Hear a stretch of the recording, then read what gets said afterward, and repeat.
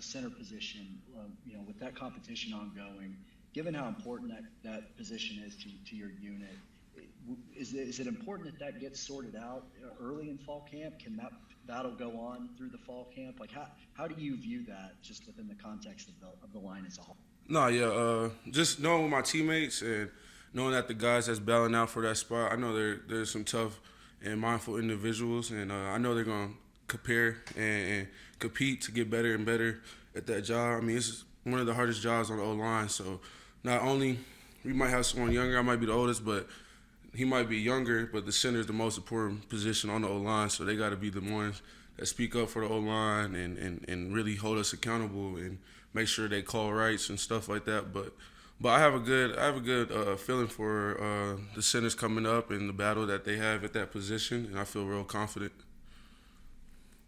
Thank you. James Hale. Tyrese, you've worked at both tackle and guard, and I know you've been a two-year starter at the guard spot, but how comfortable are you at tackle if you need to play there? Because there's so much competition going on. Coach B's just looking for the top 5 guys. No, right.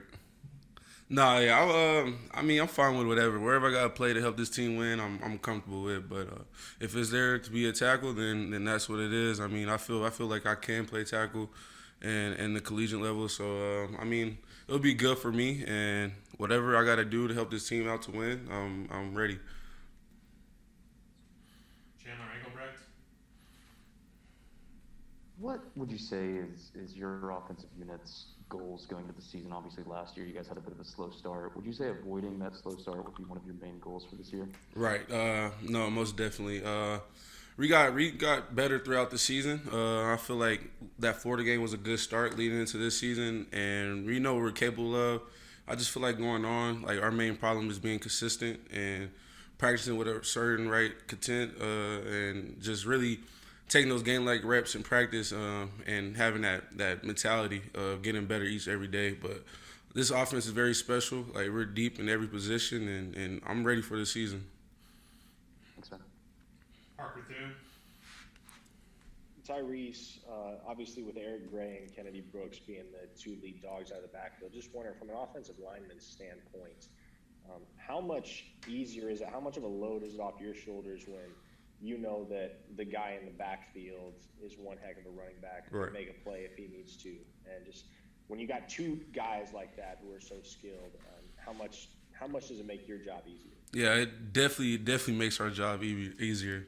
I mean, they make break tackles, they find the right holes. I mean, we just gotta be there and open the holes, and unfortunately we got good backs that can break it. And KB was out last year, we missed him, and then Eric coming in as a transfer, he had a great spring. So I'm looking forward for them to be in the backfield this year. It's gonna be very exciting. Thanks, Tyree. Yes, sir. Ryan Aber. Tyrese, good to talk to you again. Yes, sir. Wanted to ask you about the new NIL rules here about a month in. What do you think about the way that they've played out? Has it been anything been surprising to you at all? Right. And just what do you feel about the ability for athletes now to take advantage of some of the opportunities that you haven't been able to before? Right. No, it's a good for young athletes. I mean, I'm an older cat, so it doesn't really affect me too much, But for the young guys, it's a great opportunity for them to make money in their name. But I just don't want to let it to be a distraction to us and the team. So, I mean, it's a good deal though. How do you keep it from not being a distraction when obviously there's going to be guys who are going to have more opportunities maybe than some others, and right. I know that's sort of been a dynamic for a long time in a lot of ways, but this is a new thing thrown in there. Right. I mean, it just all plays into your character. Like, if it's more about us winning or more about you individually. And I feel like with the team I'm on and the guys I got in my locker room, I feel like they're more of a team player, more than selfish, and they're going to think first about the team rather than themselves. So. Appreciate it, Tyrese. Yes, sir. John Hoover. Tyrese, we're hearing a lot about the young defensive linemen, the young defensive ends, linebackers, DBs, wide receivers. I wonder if you could expound a little bit on some of the young offensive linemen. Maybe you've gotten a chance to work with a couple of guys this summer. Right, yeah, like like Colin and Savion, they've been they came in, they were ready to work. They've been having a great summer. I mean, they're getting their bodies right, getting ready for this big camp coming up, and just know that they got an opportunity to play. Like you said, there's a lot of competition on the O line, and we need some young cats to step up, just so we can have more depth on the O line and help us continue moving forward. Do you remember when you were in their shoes? Yes, I do. And I had all those guys like Cody Ford, Orlando Brown to look up to. So we just got to be the right role model for them now.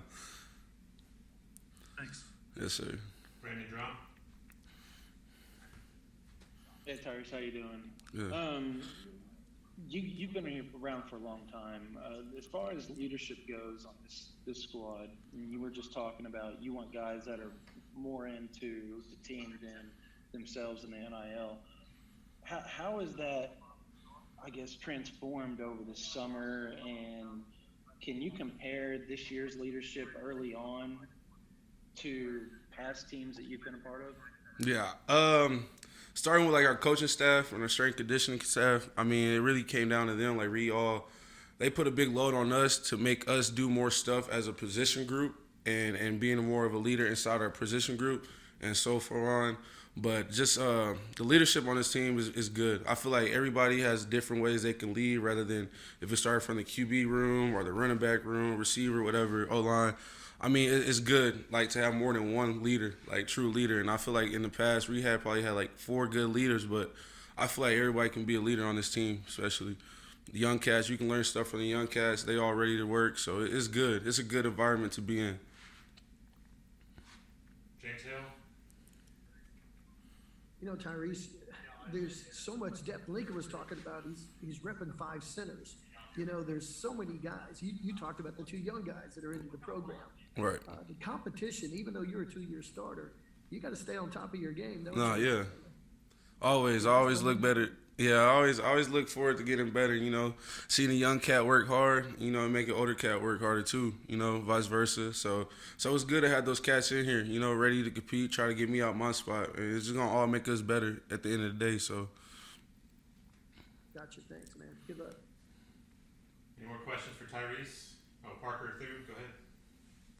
Yeah, Tyrese, I want to loop back around and ask you about Chris Murray. What have you seen from him just as a player since he came in last year as a transfer from UCLA? And right. How do you feel like he can contribute to this line here in 2020? Nah, Chris has that dog mentality. He plays dirty. He plays physical. I mean, it can always help us. He's a great guy. I mean, on and off the field. And he's been working hard this summer, just learning the playbook a lot more rather than last year. But he's going to be a good load for this offensive line.